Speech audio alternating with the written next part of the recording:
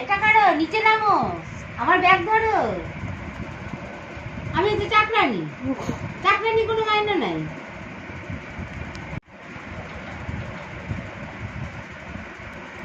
তাহলে বদটাকেই ভালো বলতে হয়। আমাকে একটা বাটার টাকা দিল, 300 টাকা বাটার টাকা, 300 টাকা। এই জুতোটা দিল 450 টাকা। চিন্তা কর, 750 টাকা জিনিস 450 টাকা। আর হলো ওই প্যান্টটা হচ্ছে 450 টাকা। কত টাকা? 1100 টাকা। কত টাকা হলো? 2000 টাকার মতো আমার পেছনে খরচ করলো। ও কোন টাকা পড়েছে আমাকে দেওয়ার? আমি ওকে কিছু করতে যাই?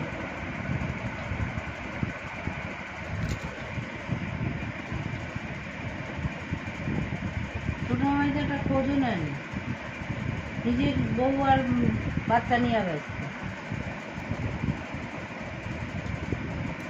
এখন আবার কোনো সময় যদি শোনে পিন্টুর মেয়ের লেগে আমার মেয়েরে কিছু দিল না, ব্যাপারটা বাজে না?